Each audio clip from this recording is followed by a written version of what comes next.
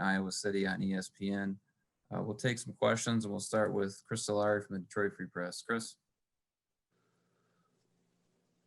Rocky. I guess the 24-hour rule now is passed, but how was that 24-hour window that you guys went through, and kind of walk through what practice was like a day after that, knowing you guys have Tuesday off?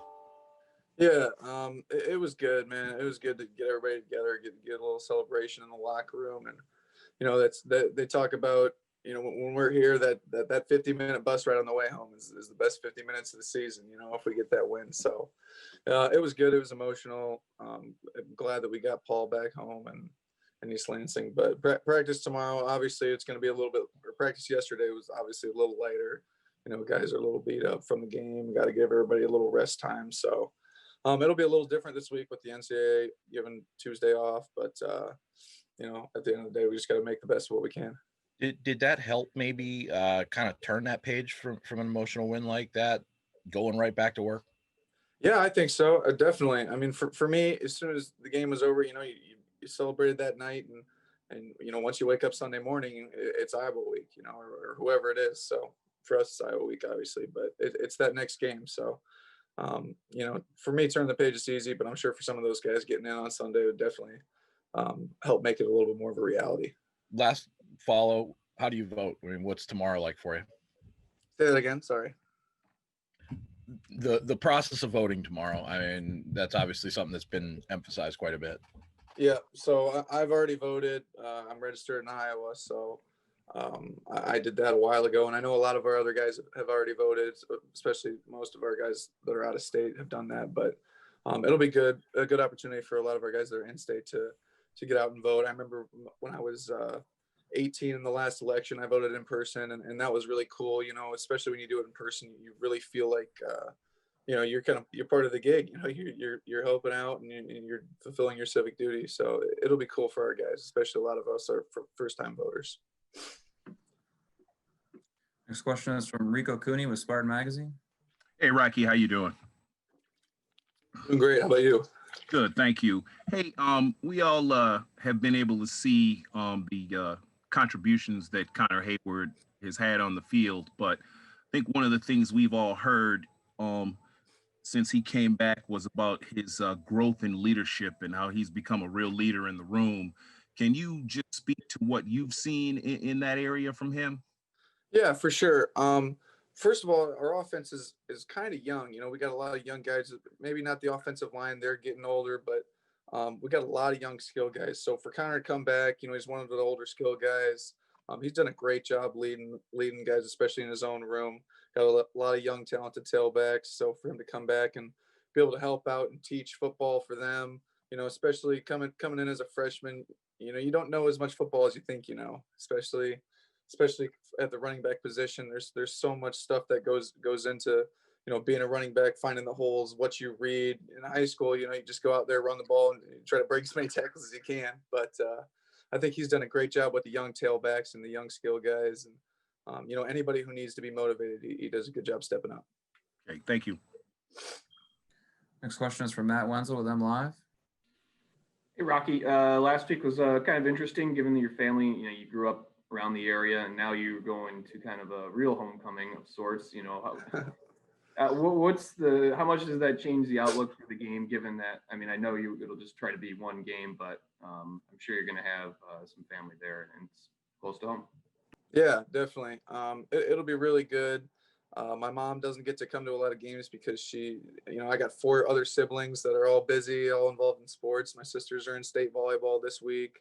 And they've been in state volleyball for every year that I've been in college. So she's been very busy. So it'll be nice to have her, come to the game, and my sisters get to come see me play. Well, it doesn't really happen that often. So it'll be emotional for me. And yeah, I mean, this is a real homecoming for me. I've had this game circled since I committed here junior year of high school. So, but like you said, it's just another game.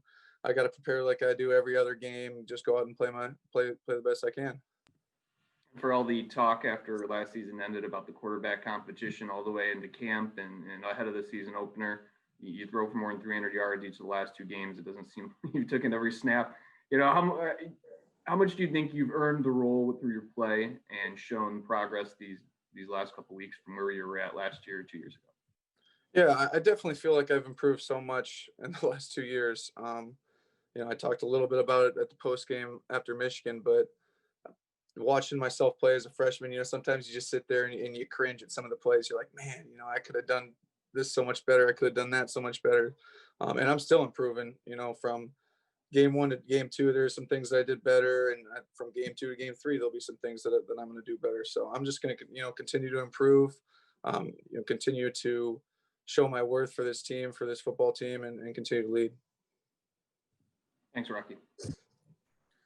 Next question is from Matt Charbonneau of the Detroit News. Rocky, you just talk a little bit about, how you've progressed as a quarterback these last couple of years. Have you learned anything about yourself in this stretch too? Not so much, can you read defenses or make the right throws, but just about yourself and resolve and kind of sticking with it. Have you learned anything about yourself in that stretch? Yeah, definitely. I feel like, just being in college and getting older, you learn about yourself. But, me especially, I feel like I've grown a lot as a human being, and I've taken a lot of consideration into mental health and what to think about, how to get over a loss or how to get over something that you thought you could have done better at. And I know Coach Tuck does a good job of getting guys in like that to help us. Trevor Moad's been helping us, and he's awesome. So it's just a lot, how can you get your mind right? Because, this game is, 90% mental, or, whatever the saying is. But for me, it's almost 100% mental at my position. So how can I get my mind right? How can I think about the right things? How can I simplify the game down to be able to execute? Is having that ability, especially to be able to bring others along with you, is that as important right now with a coaching change and a strange off season? Is that almost as important as some of the physical stuff and kind of getting this to go on the right track? Yeah, 100%. I mean, this is just my opinion, but I feel like attitude alone is so much of life in general, but football also. It's just what kind of attitude you're coming out with. How are you going to overcome challenges? How are you going to react to failures? How are you going to react to success? So it's really just about what kind of attitude you possess. How hard are you going to work? And how are you going to stay motivated? Thanks, Rock. Next question is from Jim Comparoni with Spartan Magazine.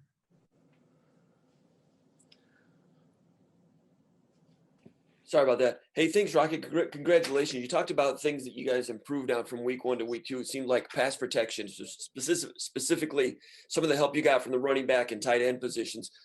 Tell me about the confidence that you had in that against a very good pass rush as the game went along, and what that means for the future. Specifically, there was one play where you came out of your own end zone and threw deep, and before that throw, it looked like you adjusted the protection, brought a tight end in, and had that all squared away.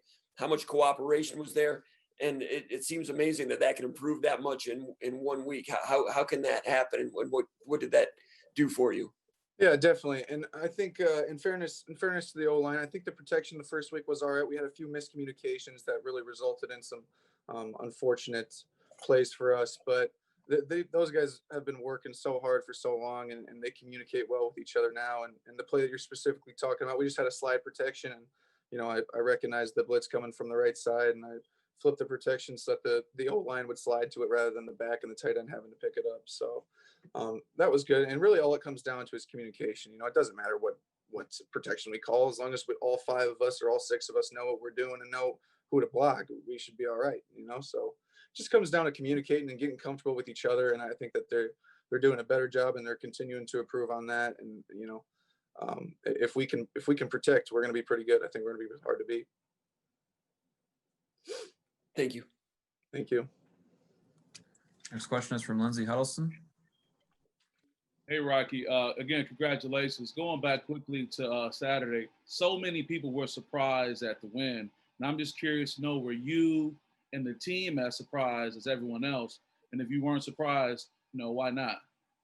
Yeah, no, I mean, we went in there expecting to win the game. Obviously, you go in there not expecting to win the game, you got no chance, first of all. So obviously we thought we had a good chance. And really, if you go back and look at the tape from week 1, I know people gave us a lot of crap for how we played, but I really offensively, I felt very good about the way we played. If you take away those turnovers, and we showed it on Saturday. We had no turnovers, and we end up winning the game. But it just comes down to can you hold on to the football? Can you execute? I thought we showed really good stuff in both games, so I don't really see any reason why we would go into a game thinking we can't win. Okay. All right. Thank you. Thank you. Next question is from Nick Mantis with WLNS. Hey, Rocky, how you doing today? Great. How are you? Not too bad. After the game, Antoine Simmons was talking about how the entire week you were telling the entire defense that you guys were going to put up numbers. So be ready. Be ready all week. That was the message. Now you guys, showed that you were able to do that. What type of message are you going to send to people, to the guys in this, the defense or even your offense this week?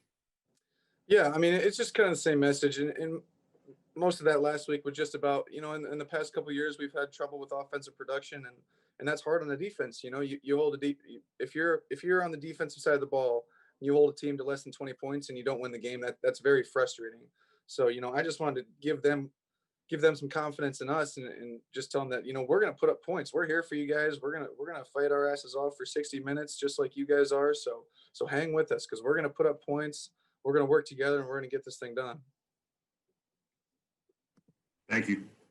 Thank you. Next question is from Stephen Brooks with 24/7 Sports.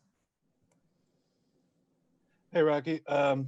Going right off of that, you mentioned that the last couple of years, offensive production has been a weakness, I guess. Been a little lower. Respectfully, however you want to say it. You guys on offense were out there. You had the 90+ yard drive to go up 2 scores, and then at the very end of the game, they put the ball in your hands to get the sneak to wind it out. For an offense, a Michigan State offense, to be on the field to clinch a win like that, it's probably been a while. What did that mean for you guys or other folks that have been around this program for a bit to have that confidence that an offense can go out and slam the door on somebody? Yeah, it meant a lot, and it's credit to our guys. I'm so proud of how they fought, and again, this goes back to attitude. The offensive line, the wide receivers, the tight ends, we were all working together, and we were fighting for 60 minutes. Nobody gave in. Nobody didn't think that we could do it. Everybody had confidence in our abilities, and I got a lot of help around me to make some of those plays, and having that QB sneak at the end, putting the ball in my hands, it felt good to kind of seal the deal there. And I also want to give a special shout out to Bryce Behringer, who is our punter, and that guy makes a huge impact on the game. People don't see it, but him flipping the field as many times as he did, that makes a huge difference for our defense, for our offense. Field position is huge in the game, so he played a major part in that as well. Thank you. We got time for a couple more. We'll go to Chase Goff with the impact, and then we'll wrap it up with Chris Solari and then Matt Wenzel. Chase? Hi, Rocky. Congratulations on the win.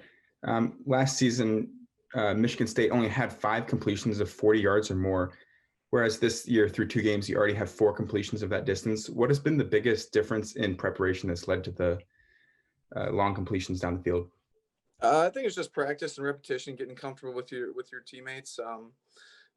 We've had trouble either placing deep balls or adjusting to deep balls or anything like that, and I think we still have room to improve in that area. But at the end of the day, it just comes down to 2 guys being on the same page. Here's where I'm going to put it. Here's where you got to be. Get there. So, and that happened on Saturday, and it's going to continue to happen throughout the season. So, those plays are really important. Those explosive plays are important for winning games. They're important for putting up points. There's big statistics to back that up. So we got to continue to do that. Thank you. Last 2 questions. We'll go to Chris Solari, the Detroit Free Press. Just a quick follow on that last one. Having the ability to throw the ball in 2 different ways, like you did against Rutgers versus going deep this week, how critical is that as a quarterback to have multiple options within the passing game? Yeah, I mean, it is really important, and that's a lot of credit to Coach Johnson, who set up the game plan for both weeks, and he really does a good job of understanding where to attack the defense, where we feel their weaknesses are and where we feel that we might have a mismatch. So it's credit to him, being able to see that we can take some deep shots this week. Last week we had a lot of underneath crossers. We're highly efficient in the pass game, so week to week it's going to vary, but we got a lot of weapons and we can use them a lot of different ways. And tell us a little bit about what you've seen. I know it's early in the prep, but what do you see from Iowa's defense? Iowa's defense, they've been the same for 15 years. You're going to get a tough defense. You're going to get a defense who knows where they're going to be, knows their assignment, and they're not going to make mistakes. You know, they're going to be solid all around. They got a lot of good players. I know their record doesn't show it, but they have a talented team, and they're always ready to go. They're always going to be tough to beat, especially at home. Last question will go to Matt Wenzel with M Live. Hey, Rocky, that game win, it would prove to be the game-winning drive there in the fourth quarter where you get the ball, you're 8, go 92 yards, convert a couple of third downs. You know, not something that we saw a ton of in the offense and being able to seal the game with, especially with a long drive like that in recent years. So, you know, what did you see from your guys up front and the receivers and everybody able to pull that off and really, you know, close that game out? Yeah, I talked about it a lot today, but it just comes back to attitude. You know, I kept telling the guys up front that, you know, we're going to win this game. We are in this game. We just got to keep pushing. You know, coach talks about keep chopping all the time. Just keep chopping wood, keep chopping. And, you know, you push for long enough, you battle hard enough for 60 minutes and you're going to end up winning. And I thought that, you know, we competed so hard out there that there wasn't another outcome that was possible. So it's credit to those guys up front, credit to the guys on the outside for winning. You know, that's what it comes down to. You know, can you compete your ass off for 60 minutes? And we did that.